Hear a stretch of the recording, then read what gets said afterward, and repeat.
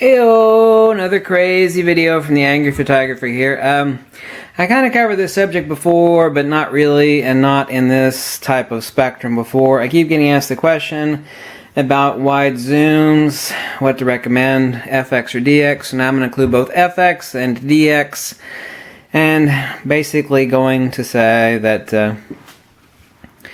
well, I was going to say 28, 24 and 28 and 35 millimeters on FX.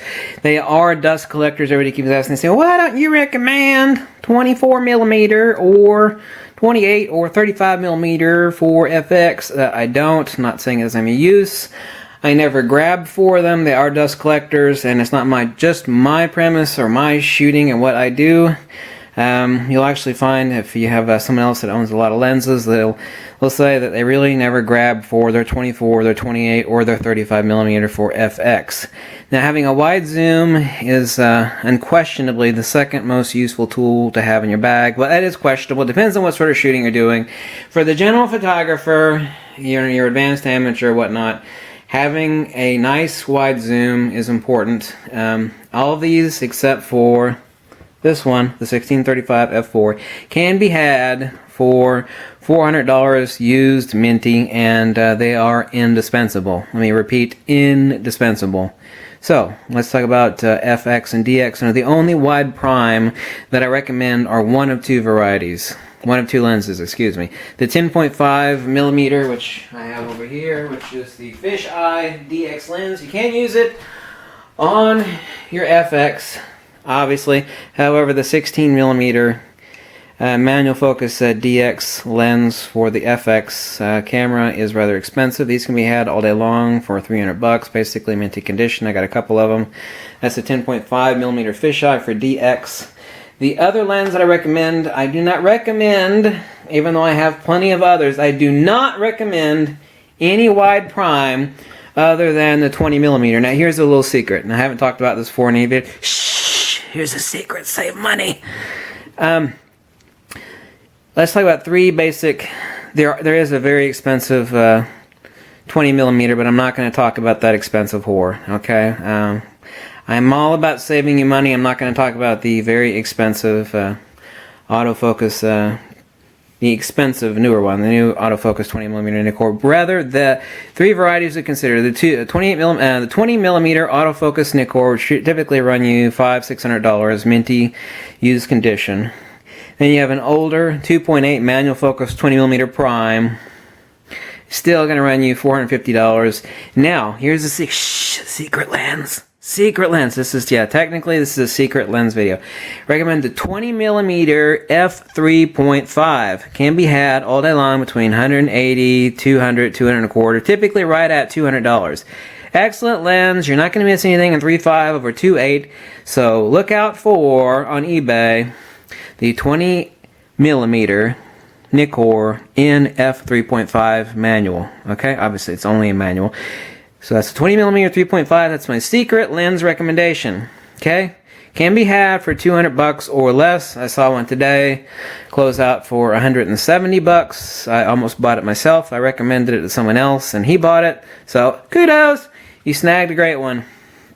So that's my secret lens recommendation. That I only have two to recommend: the 20 millimeter 3.5. Or if money's no object, splurge on the 20 millimeter autofocus if you want it. Fine, you really don't need it. The autofocus range for focusing, it's not that far. You see how far it gets here on the fisheye?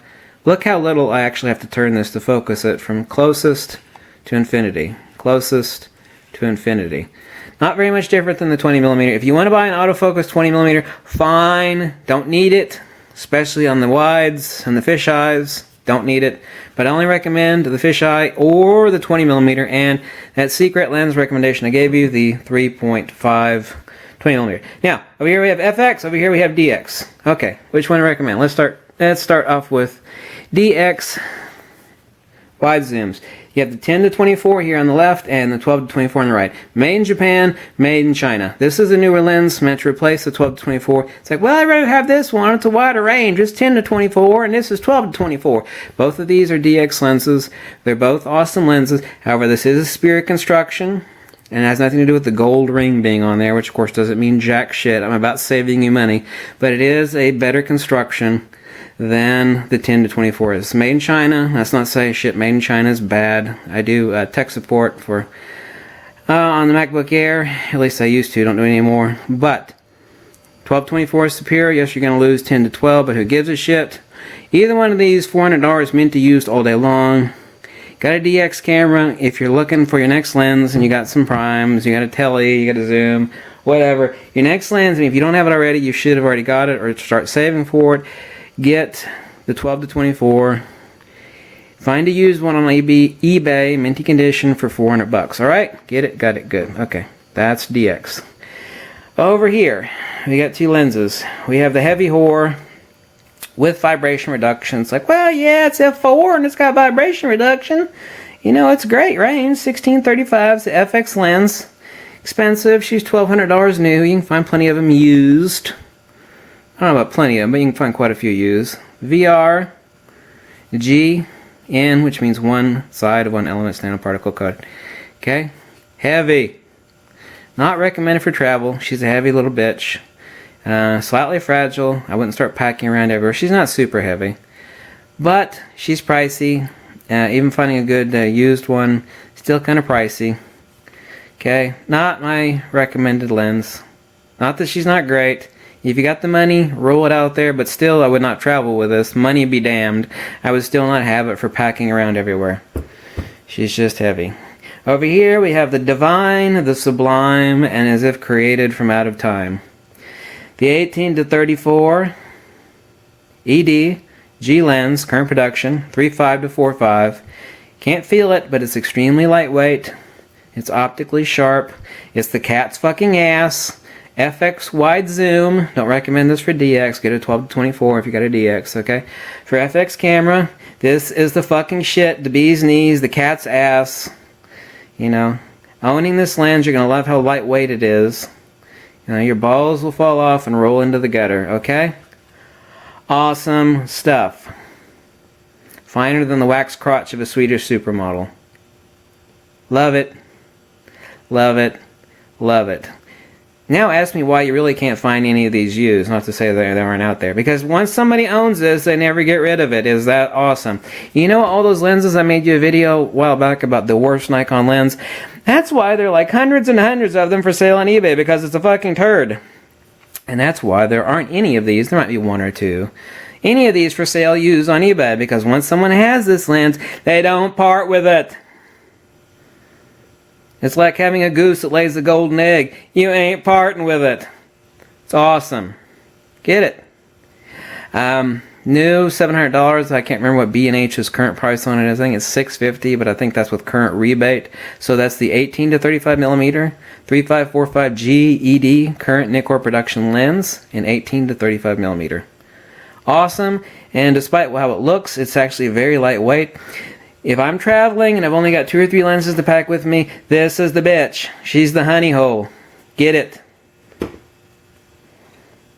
Highest recommendation on an FX wide zoom. And a wide zoom is the second, unquestionably, regardless of what type of shooter you are. That's kind of a bold statement to make, I know. But is the second, unquestionably, most important lens to have in your kit is a nice wide zoom. Well, you're just on about how awesome prime lenses were the other day. Why are you bitching about prime zoom lenses? Okay.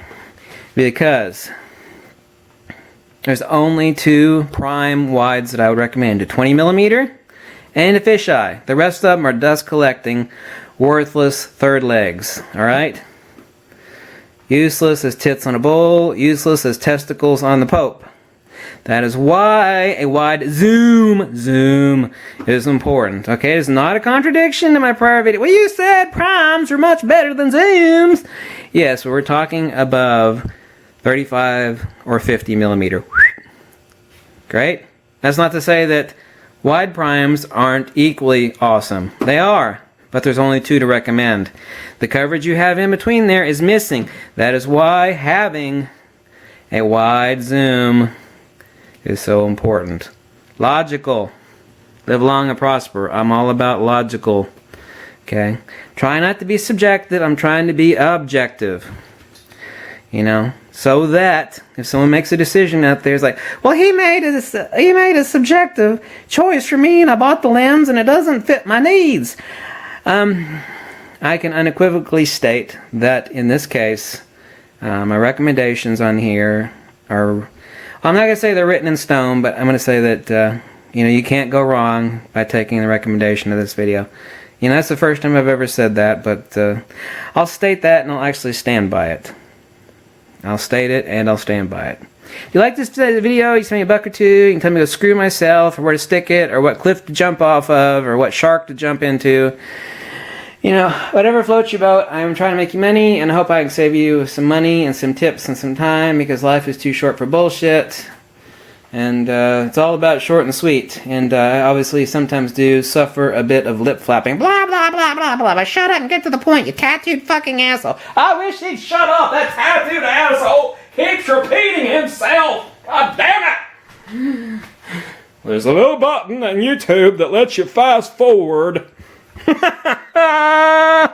He's crazy. Anyway. More videos to come. Like I said, I've had my caffeine and I've had my sleep, and I'm ready to rock and roll like a whorehouse with a half-off sale. Right? Get it.